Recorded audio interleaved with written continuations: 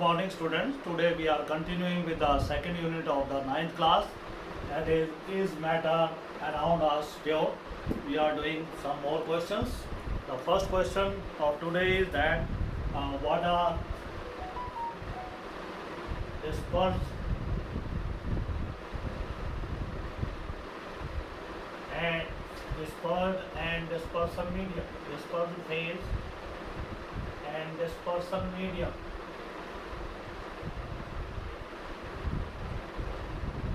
So this terminology it is used in case of the colloidal solution, where dispersed phase is the substance which is dissolved in the liquid or the medium, and dispersion medium it is the liquid in which solute is dissolved. So solute of the colloidal solution is called as dispersed phase. Briefly we can call it as DP, and liquid or solvent that is called as DM in this case. For example, we have starch salt, aqueous starch salt. So we have starch is DP here and water is DM. Dispersion medium, DP is dispersed phase.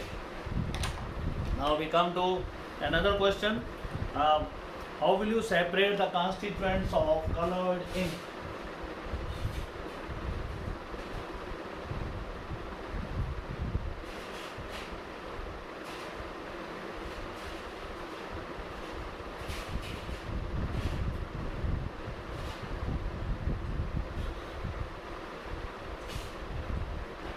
They can be well separated by using the technique chromatography. Chromatography is the technique which is based upon the phenomenon of adsorption. It can be separated by paper chromatography. We can take a strip of filter paper and we'll put a drop of solution on the filter paper just 2 centimeter above its lower end. Here we put a drop of that ink solution, and then we put this paper strip in a beaker where we are having a solvent ether, and this paper should be half dipped from this mark. It should not be completely dipped, it should be half. Now solvent will start moving up in this paper strip, and these components they will also move along with this. You will find that different components they are found at different levels in this paper strip. Later on they are cut from these places and then they are dissolved in suitable eluent or the solvent to separate the three components of the colored ink. So this is called as paper chromatography. In place of paper chromatography, we can also use TLC, thin layer chromatography. In that case, we coat this as slide. Glass slide is taken here. The glass slide is coated with a paste of alumina which will act as adsorbent here.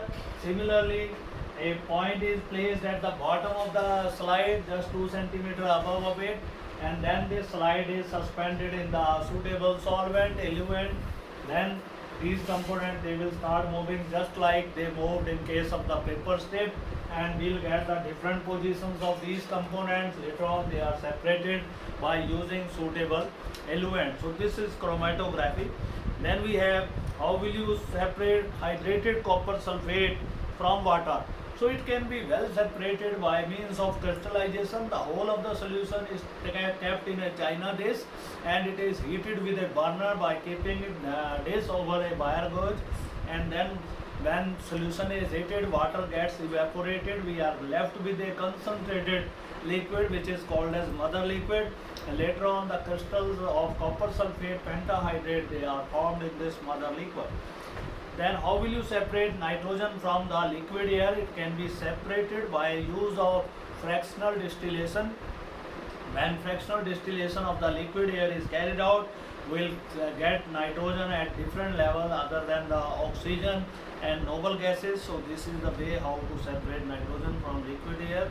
Then unused zinc, after the reaction of zinc with excess of inorganic acid, the unused zinc can be separated through filtration. Then we have named the technique which are used to separate iodine crystals from sand.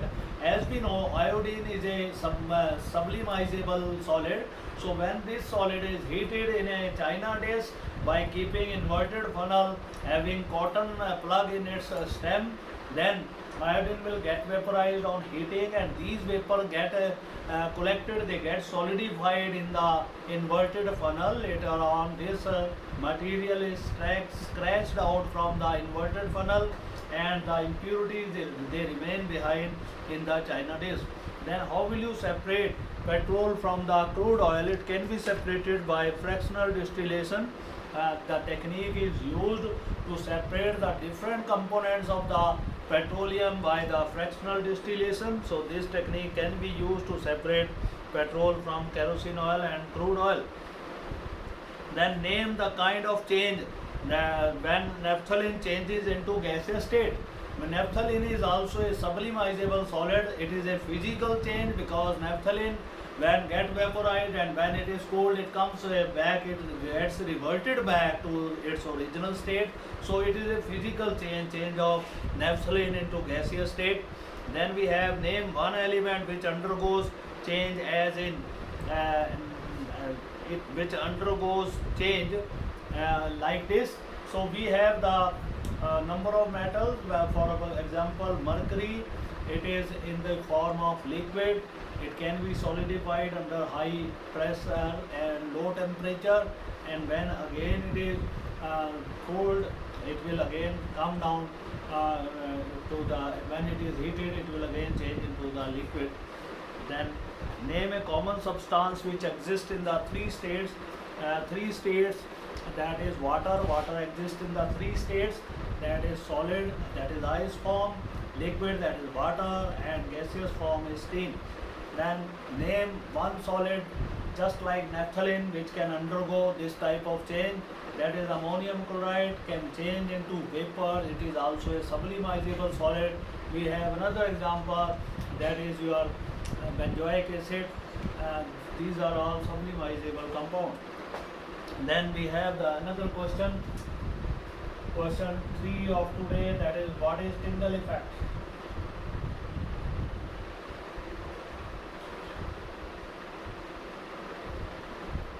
Tyndall effect, it is a property of colloidal solution where size of the particle is intermediate between particles of true solution and that of suspension. The path of the beam, when a converging beam of light is passed through the colloidal solution, the path of the beam gets illuminated by bluish color light, and it can be seen at right angle to the path of the incident light. This phenomena is called as Tyndall effect, and the cone of the light so emerged from the colloidal particle is called as Tyndall cone. So this is a very important phenomena, Tyndall effect. It can be seen when converging beam of light it is passed through the colloidal solution, and path of the beam that gets illuminated by bluish color light. This is called as Tyndall cone.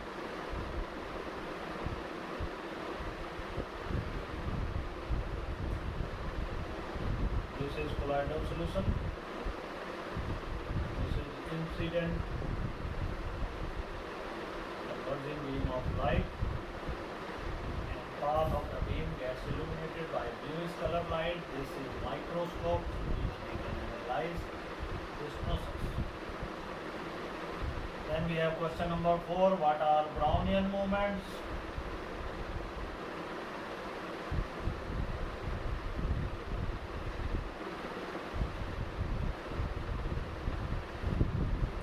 These moments, they were first of all observed by scientist Robert Brown in case of the pollen grains, and these moments were later on also seen in the particles of dispersed phase of the colloidal solution.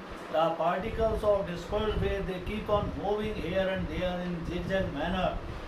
It is because of the bombardment by the particles of dispersed phase, bombardment by the particle of dispersion medium on the dispersed phase particle. This bombardment changes their position at regular intervals, so we get the different Brownian movement, zigzag movement of the colloidal particles. These movements can of any type, the colloidal particle can move in any direction. There is no definite path for the colloidal particles, and this movement is because of the bombardment of the dp particles by dm particles. Every time they are acquiring different state. When the dp is here, it is bombarded in this manner. The resulting force comes here, and when it reaches here, it is bombarded from this direction by a number of particles. Then it comes here and it goes on like this. This is your Brownian moment. Then we have the next question, that is question number 5. What is electrophoresis?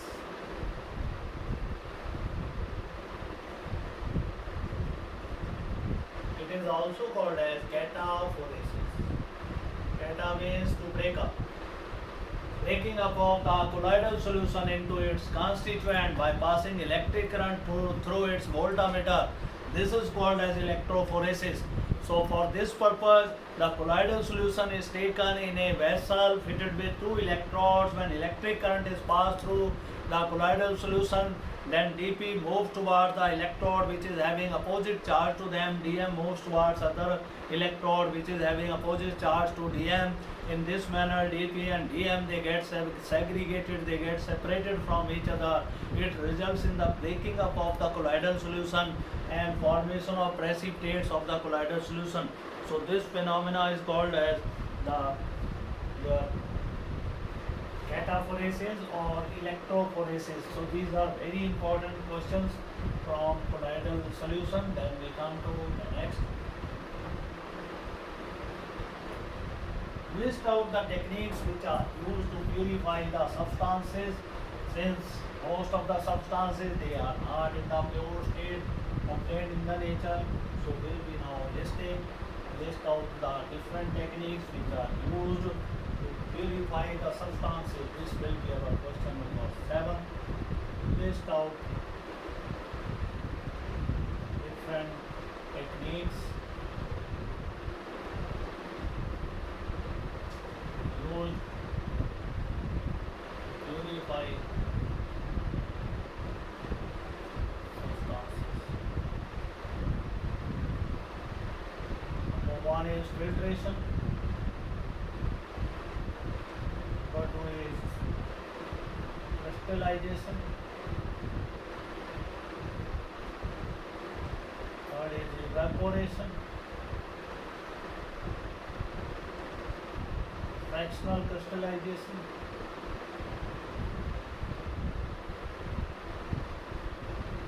Sublimation. Simple distillation. Sadharan. Ordinary. Then we have fractional distillation. Distillation under reduced pressure.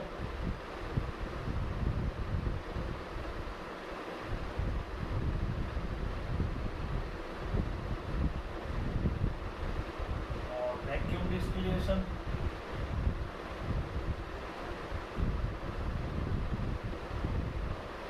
Then we have steam distillation.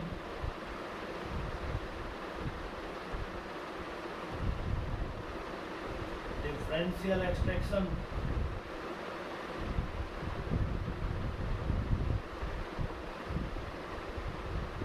Chromatography.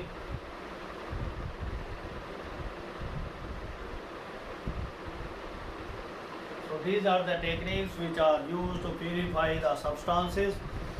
So we'll be discussing one by one. Filtration. It is used to separate the insoluble material or the crystals from mother liquid. The whole of the solution, it is filtered by using ordinary filter papers and or by using filter paper in a Buchner funnel. Buchner funnel is a specially designed funnel which is having number of pores at its bottom, and it covers more area for filtration, and when solution is dropped it the liquid will go off and leaving behind the solid. So this is the filtration technique. Ordinary your funnel is like this, but Buchner funnel, that is like this. It is having more surface area for purification, Its bottom has number of holes to allow the passage of liquid at very fast pace. This is called as Buchner funnel. Then we have second process, that is crystallization. It involves the method of separating the purification of the water soluble solids. The water soluble solid having impurities, it is first of all dissolved in a suitable selected solvent which dissolves the substance but does not dissolve the impurities. This solvent is heated along with the impure solid. Then solid gets dissolved, the impurities they do not dissolve, they are removed by filtration, and then filtrate is taken in the china dish. It is heated by keeping it over a wire gauge, and then liquid will go off in the form of vapor, leaving behind a concentrated liquid which is called as mother liquor. It on cooling will produce the crystals of the pure organic compound. Then we have the evaporation. This technique is very simple. It is used to separate salt from the sea water. The sea water is collected in the different channels which are made outside at the bank of the sea, and then water or sea water is poured in those cavities, and then water evaporates by taking solar energy from sun, leaving behind the salts which are separated by fractional crystallization and are purified by vacuum evaporation, and then they are sent to the market for sale. Then we have fractional crystallization. This technique is used to separate the mixture of two solids which are having different solubilities in the same solvent, and when this mixture is subjected to crystallization, the solid which is less soluble, it crystallizes out first, leaving behind the other solid, and this crop of crystal which comes out first is taken out through filtration. The remaining liquid is further subjected to crystallization, then will get the crop of second crystal. This is called as fractional crystallization. Then we have sublimation. This is a technique which is used for sublimizable solid. The impure solid, it is heated in a china dish by keeping an inverted funnel which is having a cotton plug in its stem. When this mixture is heated, the sublimizable solid vaporizes, and these vapors they get condensed in the stem as well as on the walls of this funnel. On heating, later on, this process is stopped and solid is scratched out. This is our part. This is tripod stand. This is funnel. This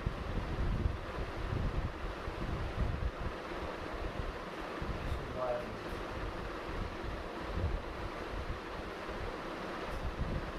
So this is sublimation. Here we can purify benzoic acid by this method. We can purify camphor. We can purify ammonium chloride by this method.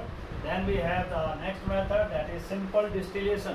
Simple distillation is the technique which is used to purify a liquid which is having some non-volatile impurities or impurities which are having the less boiling point. The impure liquid is taken in a distillation flask. This is our round bottom distillation flask.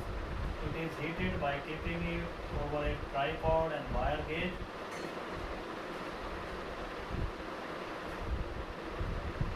Heated by burner.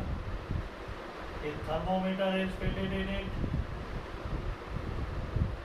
Require the boiling point of this liquid, and then we have a outlet which is fitted with a reflux condenser.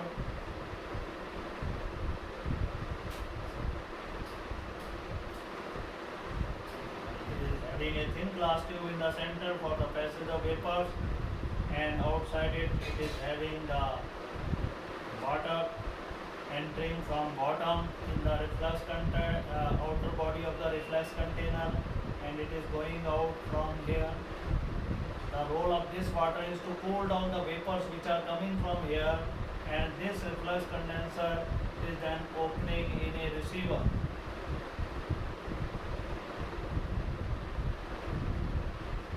Is called as a receiver, which receives the condensed liquid and this liquid that is collected here, and this liquid is later on further purified. So this is steam distillation. The impurities, they will remain behind. This is simple distillation. Then we have distillation, fractional distillation. Now the process of fractional distillation is used to separate the mixture of two liquids whose boiling point differ by 30 Kelvin. For example, we have the mixture of benzene and toluene. The boiling point of benzene is 353 Kelvin, and that of toluene it is 373 Kelvin. So two liquids, they can be purified by fractional distillation. What we are doing here, we will be introducing a fractionating column in between this reflux condenser and RB flask. That fractionating column, it has the design like this. It is having a vessel at the top, and then it has a glass tube, then it has a number of valvular growth which will be resisting the movement of liquid through it. So this fractionating column will be fitted here, and here you will be fitting reflux condenser, and then mixture is heated. First of all benzene will come out due to its less boiling point, leaving behind the toluene. In the second case, the toluene will come out. The two fractions of the liquids, they are collected separately and are used in the lab. Then we have the distillation under reduced pressure, or it is called as vacuum distillation.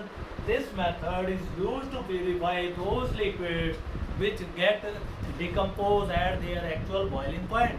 So they are not boiled at their actual boiling point. What is done? The pressure at the surface of the liquid, the atmospheric pressure, it is reduced at the surface of the liquid. So liquid will start boiling before its boiling point and without decomposition. And these vapor which are formed at lower boiling point of the liquid, they are collected and are used in the lab as such. They are pure liquid without decomposition. Then we have steam distillation. There are some liquids which also get decomposed at their actual boiling point, but they are not mixable with the steam. They are not mixable with the steam. So what is done here, the pressure on the surface of the liquid, it is not reduced, but vapors of the organic liquid, they are mixed with the steam. The collective vapor pressure of organic liquid as well as that of steam, when overpowers atmospheric pressure, then liquid starts boiling below its actual boiling point without decomposition, and these two fractions, they are collected in a single receiver like this. Later on they are separated by separating funnel, by shaking that mixture in separating funnel and keeping it for some time. After some time, two different layers of the liquid, they are formed in the separating funnel, which are drawn out from the separating funnel and in a slow manner. Then we have the differential extraction. This method is used to separate oil from the seeds. The seeds are crushed, the nuts are crushed first of all, and they are mixed with the organic solvent like ether and then alcohol, and then this mixture is shaken well and kept in the separating funnel. The mixture of oil is dissolved by the organic solvent, and the mixture of oil and water, your oil and organic solvent, it is forming a separate layer in the separating funnel that is separated from there and is used to purify further. Oil is separated from the organic solvent, and this gives us the oil from the seeds. Then we have the chromatography. This technique we have already discussed, paper chromatography or thin layer chromatography. This method is based upon the phenomenon of adsorption, according to which the different components of a organic mixture, they are adsorbed at different rates by the suitable adsorbent. So we use alumina or silica gel as a suitable adsorbent on thin paper stick or a thin glass slide, and we draw a line about 2 centimeter above this corner, and then a point of that organic mixture is kept here. And now these plates, they are kept separately in the different beakers, and solvent is just touching half of this mark. It will not go up. Then this solvent will start moving up and will separate the different components of the organic mixture or ink or flour. That is, they are separated, and then they are taken out from this strip by using suitable eluent or suitable solvent. So these are the techniques which are used to purify the organic compounds or the different substances in the laboratory. Now we have some questions. Classify the following substances into element, compound and mixture. First case is cane sugar. So cane sugar is a compound, zinc is a element. Then we have oxygen is also an element. Marble, it is a mixture. Bronze is a mixture. Nitre, it is a compound. Nitre is for KNO3. KNO3 is called as nitre.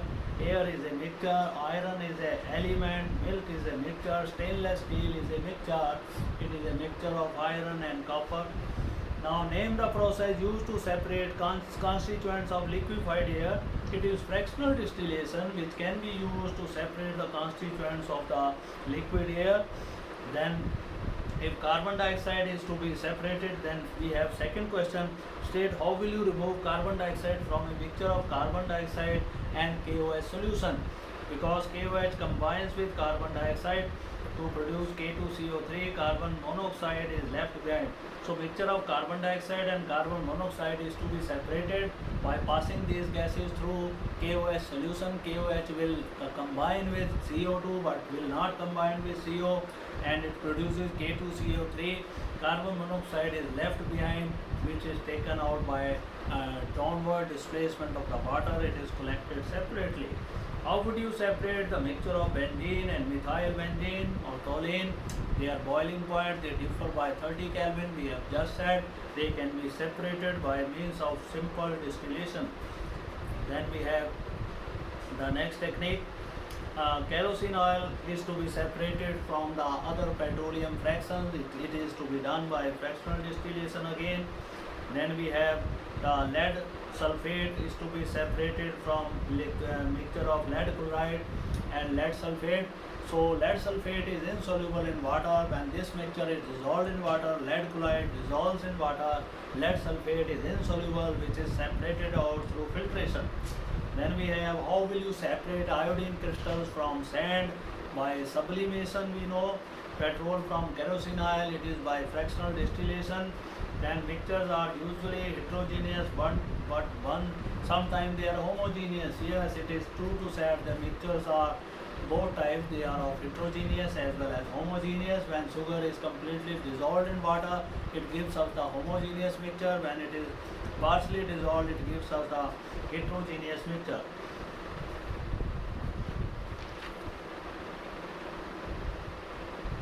So give three examples of the examples of two classes of pure substances, elements. All the elements in the pure form, carbon, nitrogen, oxygen. We have three examples. Then compounds in the pure form, they are water, carbon dioxide, and your number of other compounds. We have liquid oxygen, we have sugar, etc.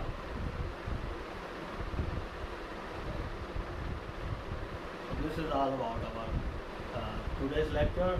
We will take few more questions in our next lecture. Thank you very much.